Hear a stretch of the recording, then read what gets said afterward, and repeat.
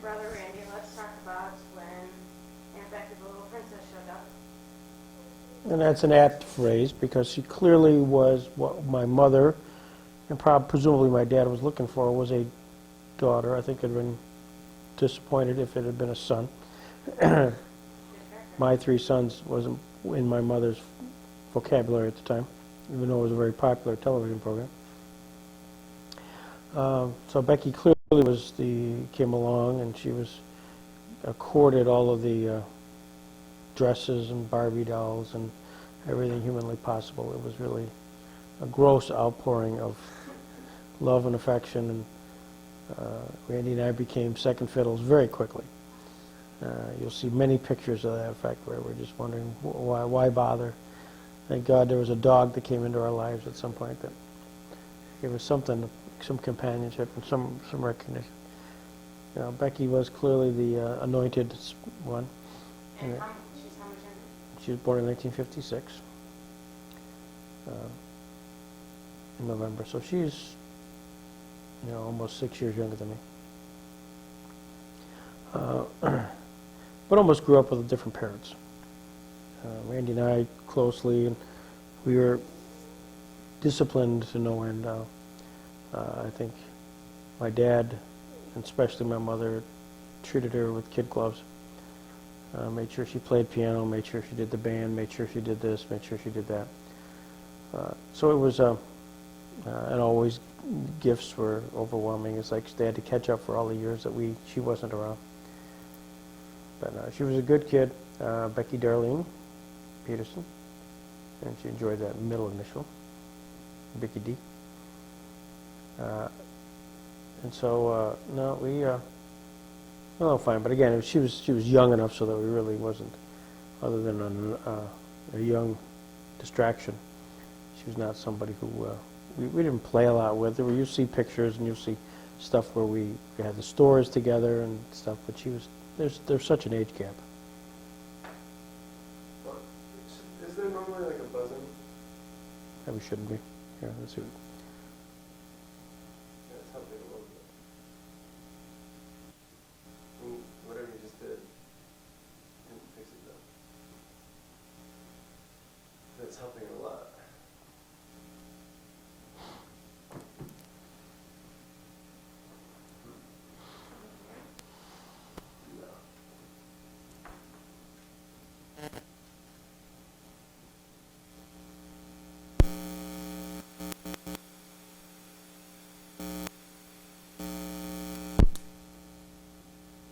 It's a little bit.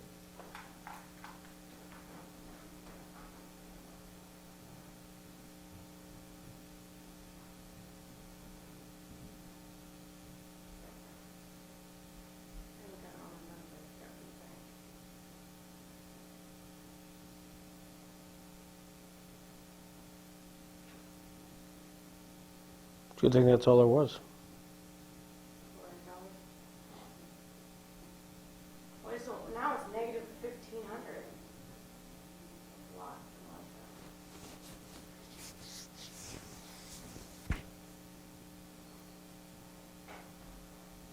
Better than 2,000.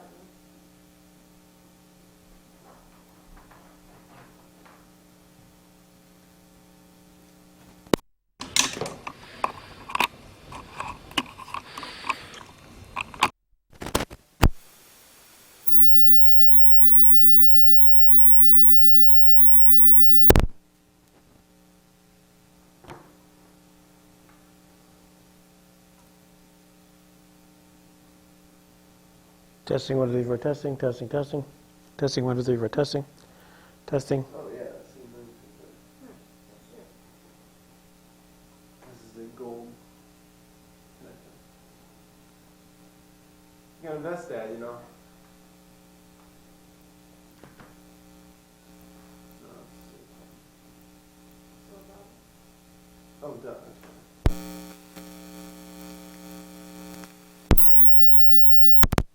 Oh my God. Yeah, it's way better. Okay, very good. It wasn't a big problem the last time.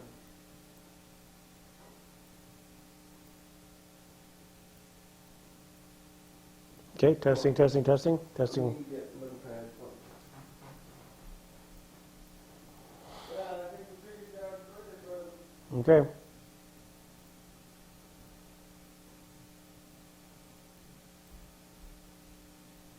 What the hell?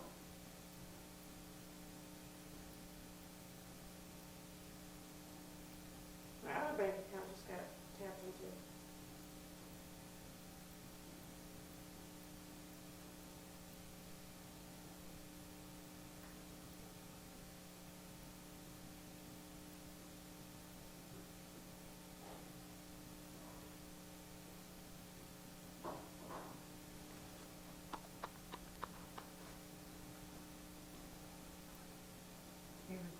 Mm.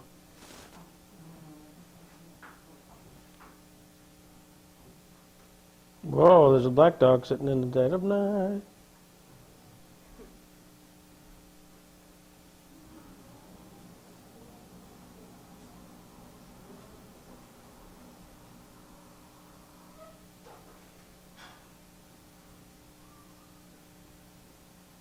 How the hell did that happen? Said I spent $691 at North Face. You've been to North Face.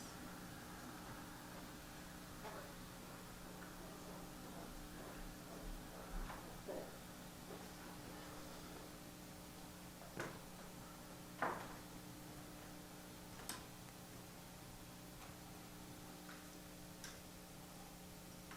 Is it used for recording What's that? for your interviews? No, I usually have a headset. I got a bigger headset. I know your mother's a depression era person, Dad. No, I plug those out from the headset. No, but it is interesting because sometimes you get some sound, ambient sound. You don't know if it's the camera. You know, sometimes. Well, I mean, when you play it back, you don't hear it. it should be. Testing 1 2 3 4. Testing 1 2 3 4. Testing 1 2 3 4. Testing 1 2 3 4. Testing 1 2 3 4. Testing. Yeah, no, it's much better. Okay. So, you're going to get something like this for your birthday. Okay. Good. In your monitors? No. Probably need a gold thing too. Probably need a gold everything. Gold leveler. Yeah, it's just, better for conducting. But what's killing? What often you get is we Oh have my god, it's way better. Yeah. Good. we have fluorescent lights. Yeah, for sure. When you go into a room and it's fluorescent lights, you're looking around. How the hell do I kill these? Yeah. I mean, sometimes you just gotta frankly deal with it. And I've had sound really get this kind of buzz, and if it really is outstanding stuff, you can play around and sort of eliminate some of that. Yeah, I mean, it's ridiculous what you can do. You can go into the audio wave and trim out, the high frequency stuff. But I don't know. Blah, blah, blah, blah.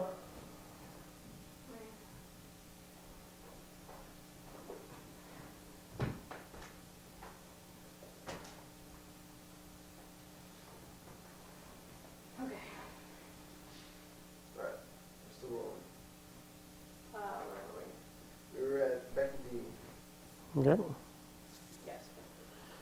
So you got Becky, who was very much involved in civic activities, always the singing, the music, the glee clubs, the band. She was a color guard person. So again, she had a life. We interacted with her, but I didn't necessarily socialize with any of her friends. We often did the horses. She was very much involved in riding horses competitively, 4-H club. And it was from that 4-H club that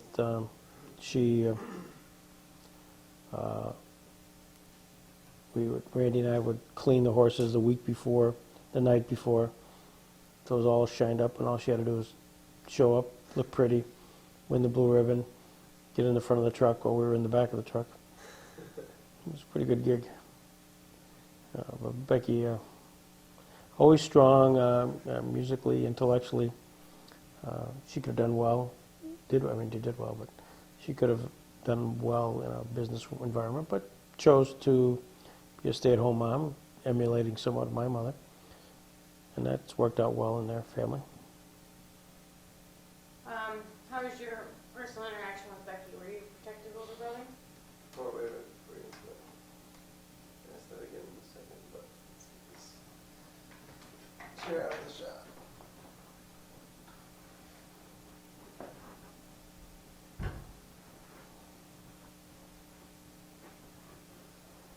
you doing driving? So what he says is recorded? Or I thought you were using your computer and No. just making a transcript. Oh, no, that would be a good idea, though. Okay, that's sufficient. Question was, how was your personal interaction with Aunt Becky? Were you a protective older brother? I can't say that we were. I think my dad was he took care of that. There were many stories of him having to drive out and pick up my sister or drive my sister to a certain place, and there'd be a boyfriend in the back, and the boyfriend would be kissing Becky, and that was a bad move, because my dad didn't take that too well. What would he do? He said, "Get out of there. Get out of the car. Damn it, get out of the car." So he'd make it awkward and uncomfortable.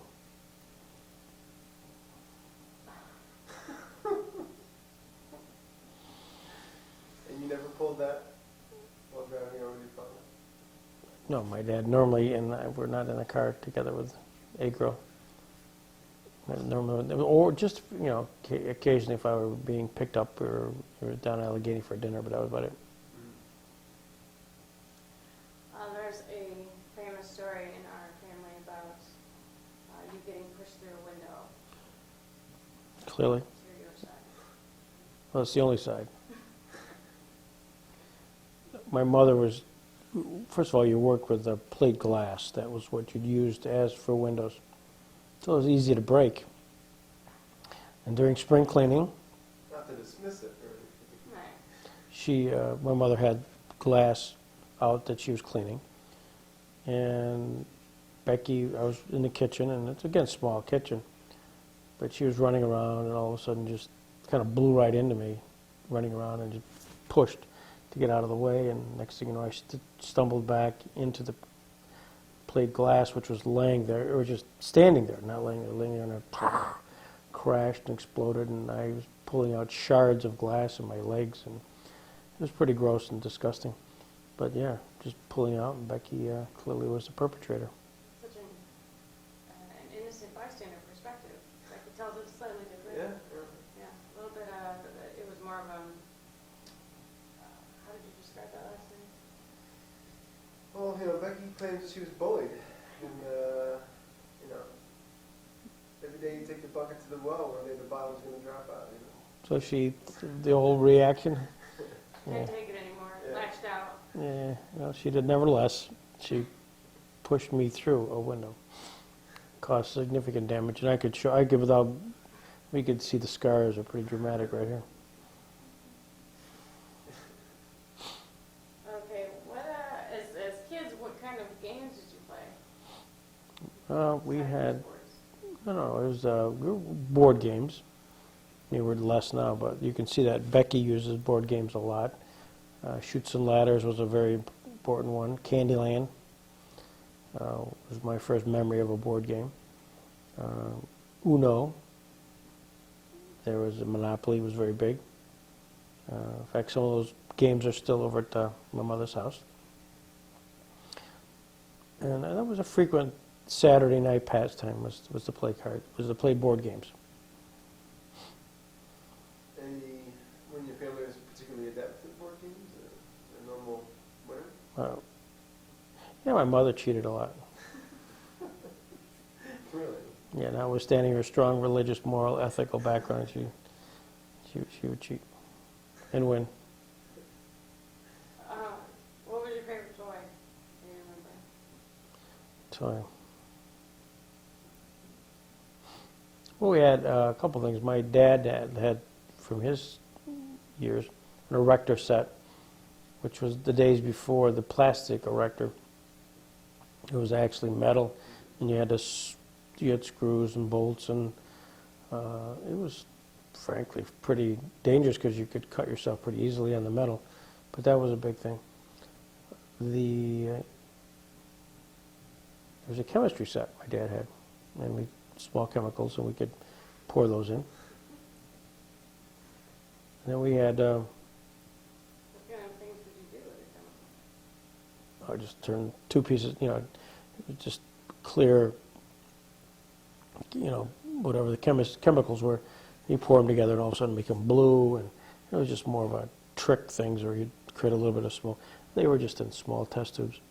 It wasn't very profound. The big television program at the time was Roy Rogers, and we had a truck, his Jeep, and his best horse Trigger, and his wife Dale Evans. They were all part of a cassette, and we played with that a lot. What's your favorite TV show? I know you had an opinion for Lassie. Couldn't handle Lassie. Why? Too tense. Because it was always, the whole thing, well, sure, you'd watch it. It was Sunday nights, and everybody would watch it. It was 7 o'clock, I think it was. And you'd sit down, but the first 20 of the 30 minutes was, got to build the tension up. And it was just too rough. So I'd often have to go behind the couch. Because you knew Lassie at the end would win the day. So you'd Wait for that, and then you come back. Of course, life was good, and you could sleep good at night. Wizard of Oz, first time that was on TV, that was quite a sensation because it's in color. And so your first really color movie was Wizard of Oz. And TV-wise, I remember what a spectacular it was when they showed Gone with the Wind for the first time on television. I think the whole world watched it. That was quite dramatic. But television consisted of 3 channels: ABC, CBS, NBC, and something called UHS, which kind of the precursor to public television. You had test patterns, so it would go off the air, it would come on the air. So when it was off the air, you just have shorts on, there'd be a test pattern, usually with an Indian or something in the middle, and kind of a funny pattern. And that usually was from like 11 till 6 or 7. And they'd have kids shows in the morning. And you'd always watch Captain Kangaroo and Howdy Doody Show. So there were those that were just very part. So everybody kind of grew up with the same type of television. Was big. We watched a lot of television. And the kids, my parents, that was the diversion. Here, kids, go watch TV. And I remember we watched them at my grandfather's house, and we'd always monkey around with the channels because we wanted to go from something, and they were highly sensitive. And inevitably you had to bring the TV repairman. It was a major person in the neighborhood, with the television repairman, who'd come and have to redo my grandfather's television when us kids got done. He wasn't very happy with that. Yeah, I knew you would watch boxing. Boxing was a big part. We watched sports. Usually baseball was only Saturday afternoons. Dizzy Dean would be announcer with Pee Wee Reese or Buddy Bliner. And boxing was a big thing. Wednesday nights sometimes. Big thing was Friday night fights, sponsored by Gillette. That would be the night my mom and dad would go out for dinner or something. And my grandpa and grandma would come over and babysit, principally my grandpa. And he'd like to watch the fights. They'd start at 10 o'clock. And I'd keep score. My score sheets are still here someplace, where you keep track of every round by round, and then I'd have my winner, and then the actual decision. And I was right probably 90% of the time. But always the crisis was when my grandfather, he'd fall asleep, watching a fight. My dad would roll in at 10:30, which was too early, because the fights usually went to about 10:45. And that wasn't good, because then he'd send me to bed, and I'd fight and scream and yell. And how could it possibly? The fight's not over yet. So that was always a big problem. And then if the fights ended too early, there was a knockout, like in the 6th round, and they'd have to have another fight, kind of a backup fight. Or they would show bowling. Bowling was very big. Bowling for dollars. Usually, or make that spare. It was a crazy program, but it was a filler. Because boxing was live. So there was no prepaid program that they could go to. How would that program work? Make that better. Oh, they'd have guys from St. Louis who were professional bowlers. And they'd have a splits, actually. You know, 3, 7, 10, something. And these guys, bowlers would do these, try to make the splits. Or they'd bowl sometimes 3 or 4 frames. You know, whoever got the highest number of pins in those 3 or 4 frames. But it was the Ray Bluths, the Don Carters. And you could just see these guys must have been just on hold in St. Louis. They switch off to them. Describe your relationship with your grandparents. Maybe touch on that. I know you were close with them. Oh, very close. They were clearly my heroes. Peterson side. The Carlson side, it's important to note that they died fairly early. In fact, I have my remembrance of my grandfather Carlson is very limited to a guy sitting in a chair who had Parkinson's at the time and was just enfeebled and then in bed, and then he died. I think I was 2 years old. That's all I remember. My grandmother Carlson, lovely lady, she would come over and babysit. And she was always the one that we have very fond memories of Christmas Eve at her house, which those Christmas Eves were coupled with my uncle Henry, who ran the meat market, with his wife Viola. They would bring all the Swedish food over, and that really was the big gathering of the family, my mother's side. It was just a kind of a wonderful event over on Sampson Street. So we'd eat there, we'd eat all the Swedish goods, and then we'd be done around 9:30, 10 o'clock on Christmas Eve. Then we'd go visit my grandparents, Petersons, because they were getting together Christmas Eve, usually in Faulkner. And there we'd meet with my Aunt Rang, who had an apartment in Faulkner, and she would have an event with my Aunt Rose and Uncle Whitey and Uncle Richard, Uncle Russell, and Aunt Mildred. So we'd just come and make a visit. It was often short. I remember my Aunt Rang had always a Christmas tree, and they always had old lights, and they were bubbled up, you know, with liquid in the bulbs, and when they got hot, they just bubbled up. That was always very fun to watch. So we'd go there, and then we'd come home and go to bed Christmas Eve, and fortunately Santa came the next morning. That usually was a spectacle. But the real spectacle came later in the day when my grandfather Peterson and Grandma Peterson would come with a very big wicker basket, loaded to the gills with presents. And that was something you'll see movies of that. That was always the highlight. He'd walk in, you know, with just incredible numbers of gifts. And my sister, of course, got 3/5 of them. And then we'd always have a bag. He had a bag of money because he was a traveling salesman. And when he'd come home from a pocket full of change, he'd put them in a bag rather than anything else. And it was sort of a money bag. And that money bag would be opened up Christmas Eve, or Christmas Day, and he'd count it up and divide it by 3, and then we get to keep the money. And he encouraged us to buy stock, so we'd bought stock.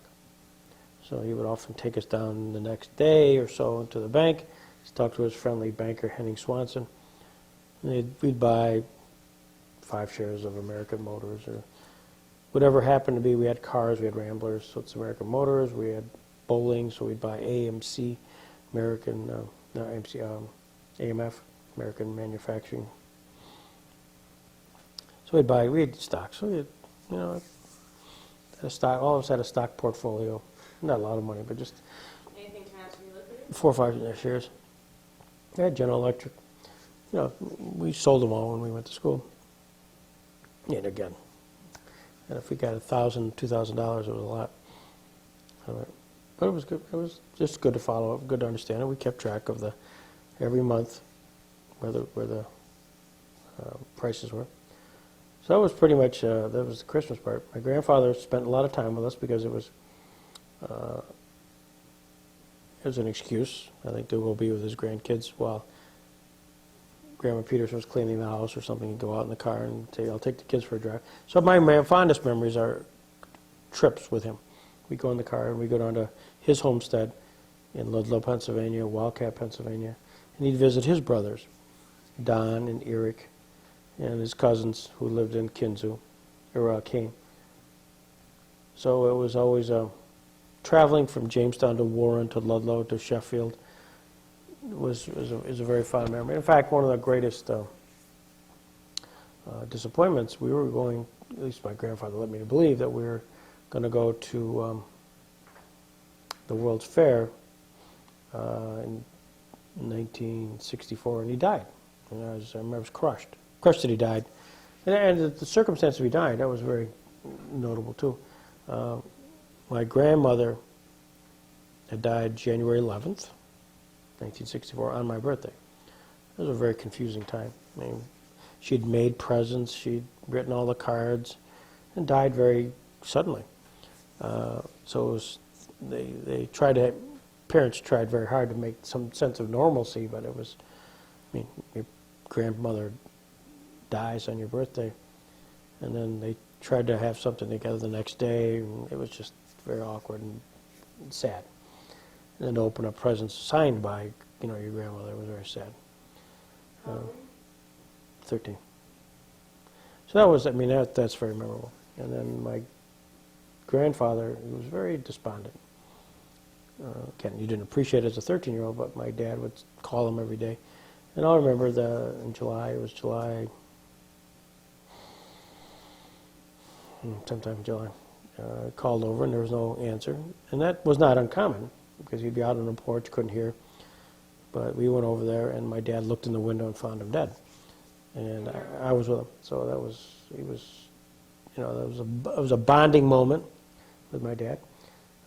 Also, that was a very traumatic thing because I was trying to comfort him that he wasn't, the door was locked. So the door was locked, my dad's, grandfather's inside on the floor. Yeah, you could see him.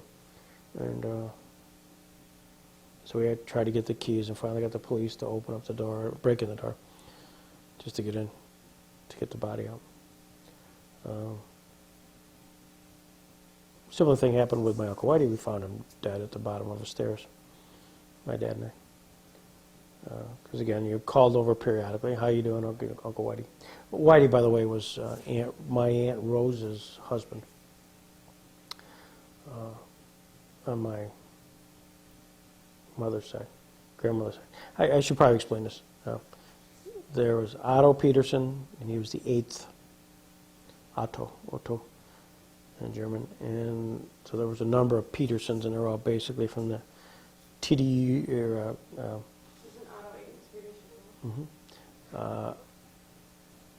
On the Ludlow side, Tidiout, Ludlow, those were two areas where they were born. My grandmother Peterson was a Carlson. She also had a very large family, and they were all first name with R. Ranghild, Rachel, Rosalind, Russell, Richard. They're all R's. And they're in the Brookston area, so when you go down to Washington, D.C., and you go through Sheffield, Brookston is where they were born. So Brookston's on one side of the hill, Ludlow's on the other side of the hill. That's what they met, and that's how they came. And ultimately, all of them moved to Jamestown. That was the big city. That was where all the work was. So that's your grandfather's Peterson and parents. But no, they're very fond memories because they were prime time. They were around when I was going. And Grandma Peterson. We'd spend nights. It was always weekends. We'd love to spend nights at 356 Price Street. That was a magic time. And inevitably, they would work us. We had projects to do, but they'd always kind of reward us with getting, if we go down into the local store, which was in the neighborhood, and got eggs and whatever we needed, and somehow an extra nickel ended up in that. And then I'd go back down to get baseball cards. So the end game was always to get baseball cards. That was baseball cards, just an aside, came out in those time periods in packs. Usually, when I first started, it was penny packs. You could actually get a card for a penny. And then they had nickel packs, which you could get 7 cards and gum for a nickel. Then they would come out periodically over the time of a season, seven series. So the first series, second, third, and by the end of the baseball season, they would have the 7th series of cards. And that was always a short run. Just because the season was winding down, interest in baseball cards became less. So if you collected it all the way through the 7th series, those cards turned out to be more valuable just because there weren't that many actually printed. You had no idea what this, at the time, your goal, if you were interested in collecting, was to collect all the cards. And we would travel, I would call around trying to figure out, because when the 3rd series was out, you'd say, who's got the 4th series? Somebody's got them. So some store might have gotten them from a week early. So you travel over there to get the 4th series, waiting for the 5th series. Yeah, it was ridiculous. But that was a whole game unto itself, the baseball card collecting. And there were many, many other stories regarding baseball cards and pitching and trading and using them for bicycle spokes. Crazy. What was the gum? What was the gum? How was it? Mediocre. It had it was pink gum, and it had a white covering on it, or what else, patina, or like that, and inevitably that would be on the card. So you already got the cards damaged because it had this white stuff on it. You had to clean it off. And you collected cards not for, you were trying to get them all. That was the goal. Whether you might have 2, 3, 4 Mickey Mantles, didn't matter, as long as you had one Mickey Mantle. And you might trade Mickey Mantle for some guy who was harder to get. I mean, that was your thought, was to get them all. In retrospect, that was a mistake. You wanted to keep all the Mickey Mantles you could possibly get, but who guessed? And the numbers on the back of cards were always telltale. If you didn't know whether a guy was very good or not, you could tell, because they put the best ball players always had were 100, were either number 1, number 100, 200, 300, 400, 500. So you can look today at those cards. Or guys that were divisible by 25 were higher. So there was a hierarchy in baseball card, because you could buy the number on the back of the card. So if you had number 6 or 7 or 8, if you're one of those guys, you're kind of nobody. But number 10, 20, 30, 40, those were better cards. It's just interesting. I don't know. I've never read how they actually determined what number you were going to be on the card, but clearly there was a hierarchy.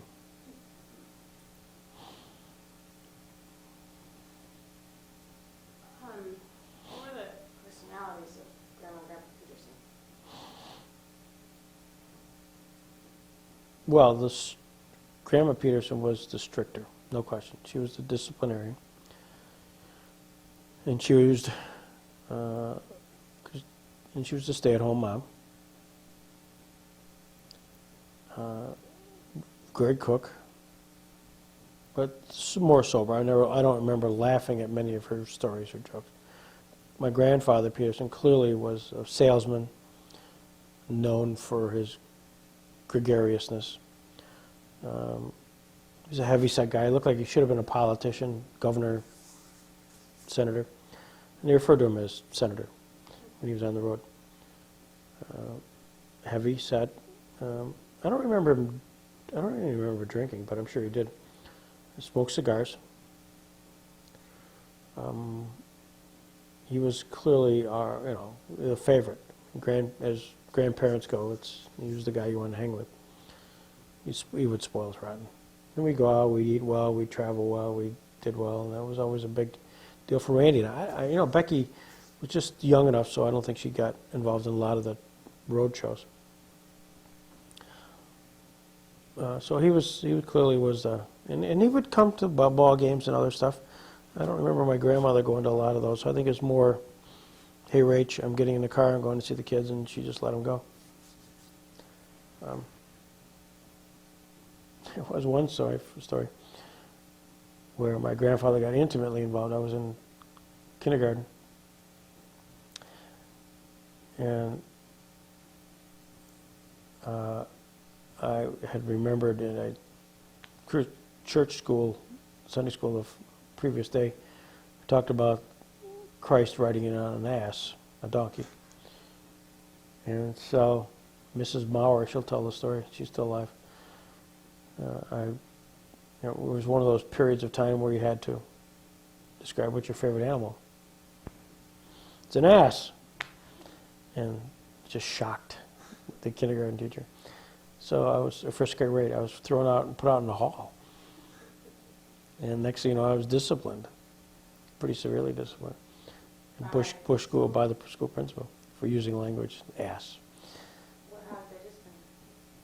They wouldn't let me back in the class that day. And then my mother, she'll tell the story too, came up and she forgot my lunch. So she drove up to give me the lunch, and here I am in the hall. And I, of course, can't have a good explanation of what this was. So anyways, that circled through the family, and my grandfather got a hold of this. And, well, hey, it's biblical, it's this, it's that. So he calls the principal to really reamed him out. A guy named Walt Alexis. So yeah, he came to the fore right there. Didn't do any good, but cause celeb. Tossed out of class.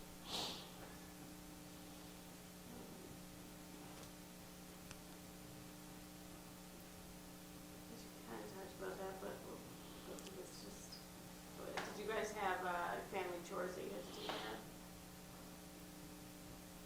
of? Yeah, we were always did a lot of stuff. I mean, cleaning clearly was a major part of our. Certainly at the camp, we had a lot of that stuff going on. We mowed, we cut, we raked. I mean, that was just very much standard stuff. And there was no ifs, ands, or buts about it. If you didn't, you were really, really cut out. The bonus for all that work, whether it was during the weekend or during the day, was to go and we would go to Schuller's and be given a hamburger and a chocolate milkshake. That was our pay. So we could work 8 hours, and that was the highlight. And usually that was the end of the day. And we'd get home around 9:30, 10, just in time to go to bed and wake up the next morning and go to school. What was your least favorite chore? Least favorite thing you do?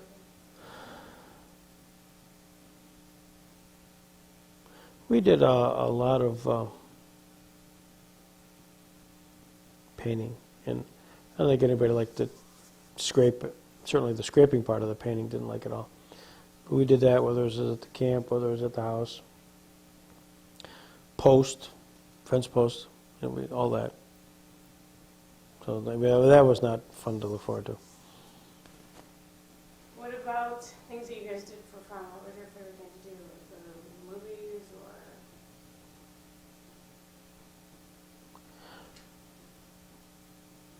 or? Movies was a big deal, but we didn't go to a lot of them. I can remember Saturdays was always a big deal, where it was a routine. They used to have Saturday morning shows at the Winter Garden. We'd go there. We also would go down to the YMCA on Saturdays. We'd swim, and then we'd always shower in the nude. That was typical. And then after that, that's another thing. We didn't, we're so used to taking showers every day. That wasn't always the case. I mean, it was. Brent is your son. Yeah. I mean, it was funny. It's just we had baths. There were no showers at our house. It was baths. Only later in life did they put in a shower, and then so showers at the YMCA were kind of a big deal. And then afterwards, we'd go to my either my aunts, Edith, or my grandmother, and they'd have these cinnamon rolls. They would make them on Saturdays. It was sort of a Saturday routine of activities. I think my dad worked Saturday mornings, so I think it was just a drop-off. We'd play bitty basketball, and he'd pick us up, and then we'd go get the cinnamon rolls. I remember that. And then I think we swam. There was a time period, like 4 to 6 on Saturdays. We could swim, open family swim at the Y. And that was a big deal. Who taught you how to swim? The Y did, YMCA.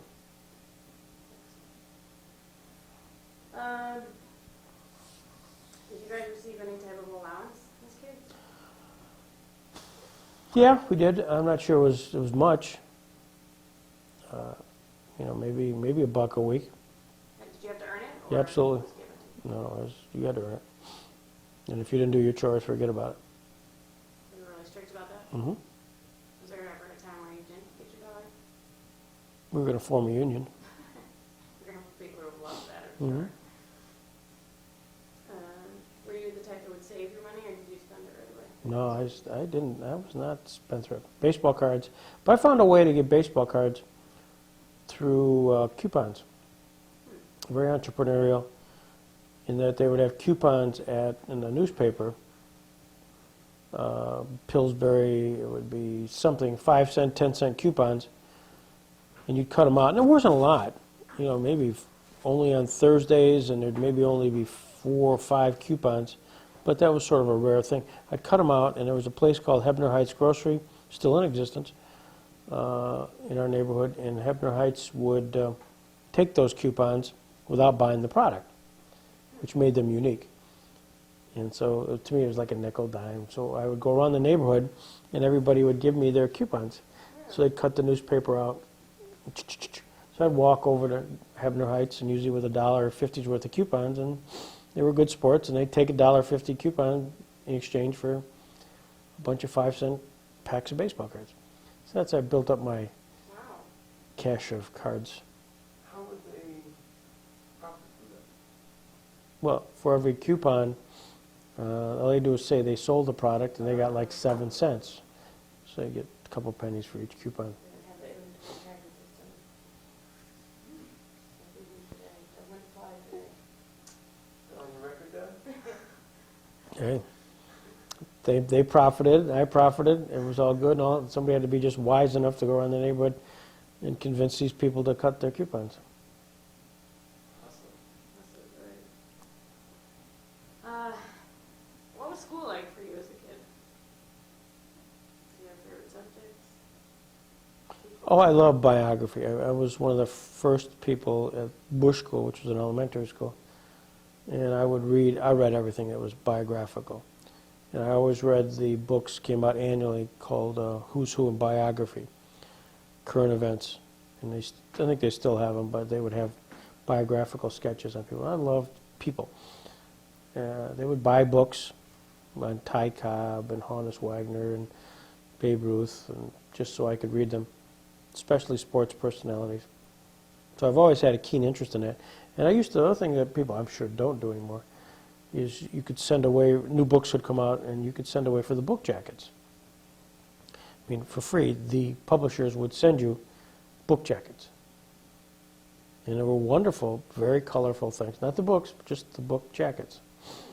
So I'm sure upstairs, or maybe I hopefully I still have, but Ty Cobb and stuff in 1961, when that book came out, I sent away, and they sent me 4 or 5 different book jackets.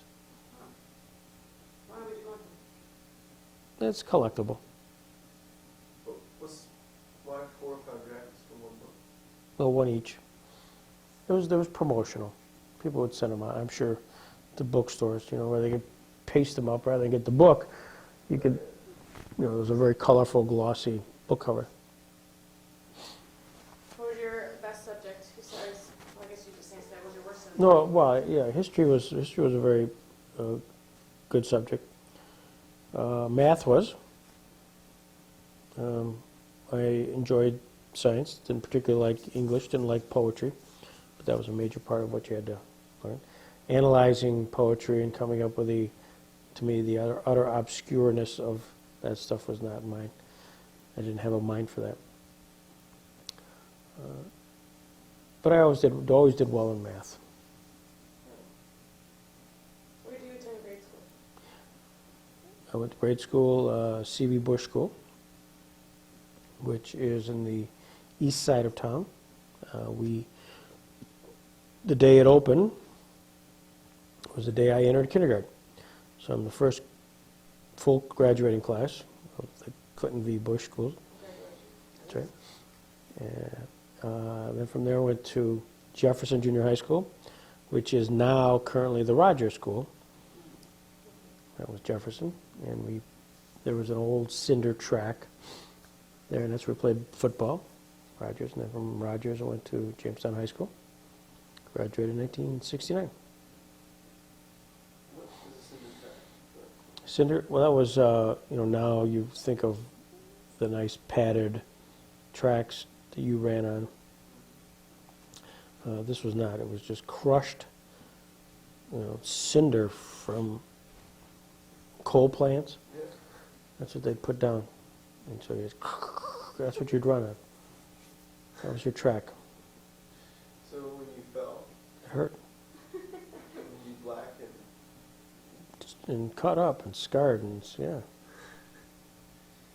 didn't fall in those days. I No, guess. they didn't. What were the sports and activities that you participated in grade school? Well, you really participated in everything. But there were only three major sports: football, basketball, and track for the academics year. During the summer, you'd play baseball. I was in Allen Park, and you also had tennis courts, so I played a lot of tennis. So literally all day, you'd do things: tennis courts, clay tennis courts, and if nobody was there, they had a backboard, so I just imaginary games against myself with pretending to be Pancho Gonzalez and Ken Rosewall, and I'd be up there hours on end playing tennis against the backboard. And baseball, you get 3 or 4 guys together and you'd create a game up at Allen Park. You could just play on one side of the diamond. One guy would pitch, one guy would bat, there'd be a shortstop and there'd be an outfielder, and you just sort of rotated around, and there was a scoring system. And if you hit the ball in the wrong field, you're out, and plus you had to go chase the ball if you're stupid enough to try to hit it in the wrong field. Well, what about left-handed batters? Everybody would move. Okay. But you adapted your sporting habits to the number of people that are around. Sometimes you had a lot of people, sometimes you had nobody. And then you'd play games by yourself. You'd throw balls against the side of a house. I did that a lot at my grandmother's, Peterson's. Or you'd take a rubber ball and you kept throwing it against those steps. It bounced back, left, right. You're constantly playing games with yourself, and if you made an error, you keep track how many times you caught the ball, how many times you made an error. It was crazy stuff. But that was something I think is somewhat lost in today's environment where you have team sport. Here, you really did have to have your imagination a lot to create stuff that you didn't. There was not a lot of team sports. Baseball, you had Little League. You'd play 12 games, and you had minor league, you'd play a few games. There's midget football, which was played that from when you were, 10 to 13. And you had to be under 125 pounds.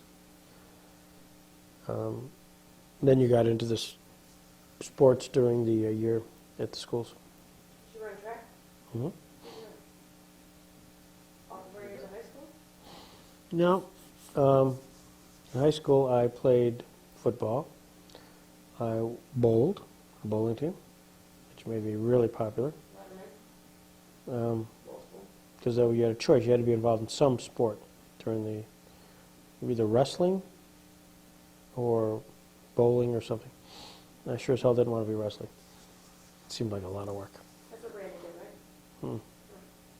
So I bowled, and then during the spring I also played basketball in high school, my sophomore year. I was used as a sixth man, because I wasn't tall, just kind of bulky. And so I'd go in and rough people around and I'd put on a couple fouls and get a fight started and basically protect the other guys who were very good. So they'd throw me in. If I got 2 or 3 points a game, it was a lot. See where I get it. Yeah, so that was my sophomore year, and then I never played the varsity. Track, we had to run track. Everybody had to run track who played football. And I was just fast enough so that I could run the, they used to have a 220 relay, or I guess it was a 880 relay, and I ran usually one portion of that. And I was okay. I never got embarrassed myself. But you had to be, the linemen especially were forced to run that stuff because they just wanted speed. And I was pretty fast.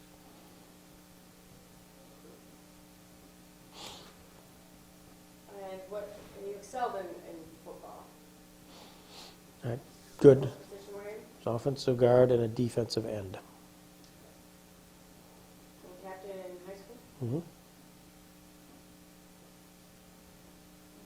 What are the challenges to your leadership as a captain? Well, I think the biggest challenge was off, not so much on the field, but off the field, because there was a lot of temptations going on at the time. Wine, women, song, there was drugs, and I obviously chose none of those. But the guys didn't want to necessarily be in the disciplinary mode of football, and you had to kind of keep them in track. We were not permitted to be in fraternities. Some did anyways, covertly. In high school? Mm-hmm. You were in a fraternity. So, I had to kind of always walk a very fine line of telling these guys who you saw them every day in class saying, don't do this. So I was sort of that disciplinarian. You never were going to blow anybody in, but you had to kind of try to lead by example. And some success, not always. So that was the challenge. Yeah, on the field wasn't nothing. What were the type of fads that you remember from your popular hairstyles, clothing? Well, long hair was a very popular thing, especially in college. I had long hair. Not long hair, but longer hair. But guys were always wearing neck length hair, facial hair, tie-dye shirts, very relaxed, anti-establishment, anti-war. Vietnam War was on. So those were kind of challenges during the 60s and 70s.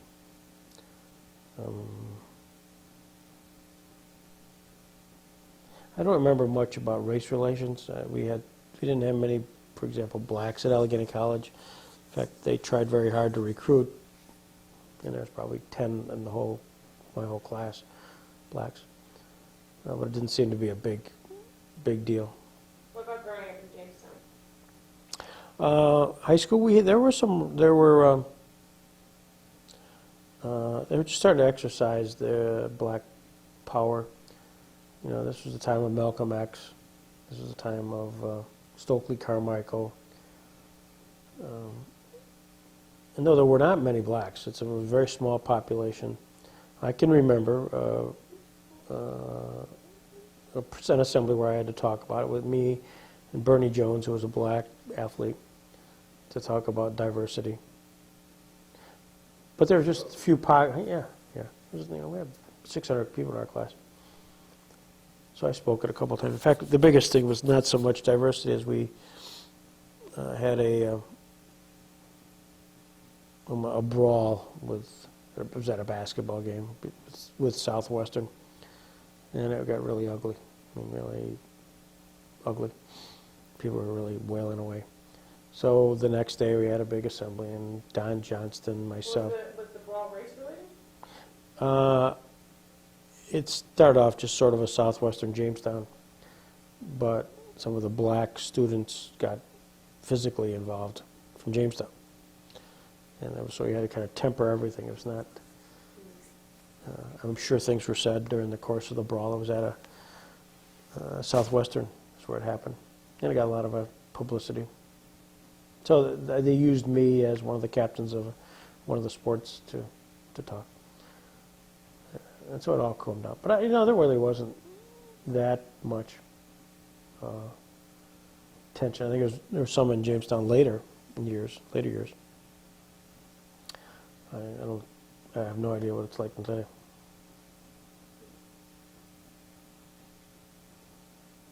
What was Southwestern like then? Sorry, personal question. Well, I think it was deemed to be the rich person's school. I think it's always had that aura around it, principally because of liquid. The reality is anything but that, but that was the perception.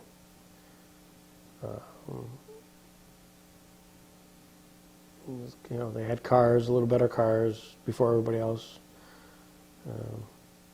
A little bit of an arrogance. We certainly were the big city, and we didn't lose many athletic events. We scrimmaged them in football. We always kicked their butt. But it was usually basketball. They had some good athletes, and that's where Southwestern would occasionally beat Jamestown. That's where the tension would rise. Yeah, it's true.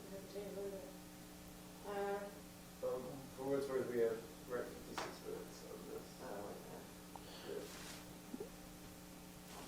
just really quickly, who were some of your childhood heroes? Childhood heroes. Dick Stewart. Dick Stewart was a baseball player with the Pittsburgh Pirates. Dick Stewart hit 66 home runs when he was in the minor leagues, which was unheard of. So he was one of the few guys to break the magic 60 home run mark. Played with the Pittsburgh Pirates. Everybody else, my dad hated him because he would strike out a lot and make errors. I just kind of liked the guy. He had an arrogance and he hit a lot of home runs. So Dick Stewart was a guy. In fact, I was a charter member of his fan club. And he was no role model, trust me, he was no role model. He dated actresses, very good-looking actresses, but he was a character. How He, did you start to remember, go back to that? well, I read someplace where this girl was going to create a Dick Stewart fan club, and I said, so it cost $1 to join. She put together fan mail, and it was kind of a hoot. And my dad would always say, "Here's another letter from so-and-so," some young girl. But, the Pittsburgh Pirates were the baseball team at that time. In the early 60s, the Buffalo Bills were just starting in the American Football Conference. And we collected their base football cards. And so Jack Kemp, Cookie Gilchrist were early sports heroes. Politics-wise, I did write and collect autographed pictures from virtually all of the senators during that early 60s year.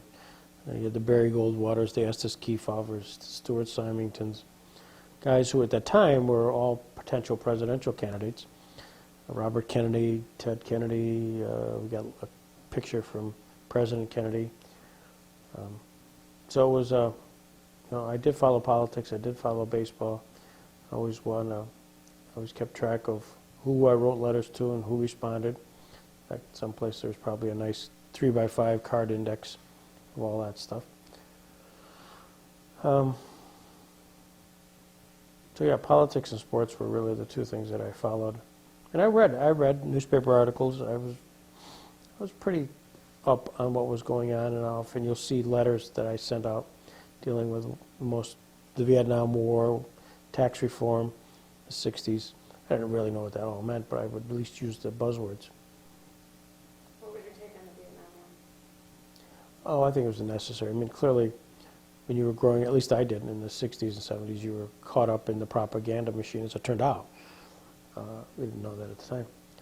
And felt it was a just war, and you wanted to stop communism. I mean, you can't possibly impart to you guys what it was like living during the Cold War.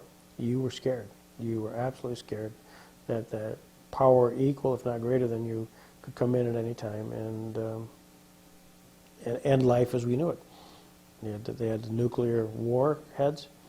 We knew that. Nikita Khrushchev was a very powerful, pugnacious person, and that was just something which was very much part of your being, whether it was taken Air raids, you'd practice that in school, where you'd put your head under your desk or get your hands against the wall. That was a process.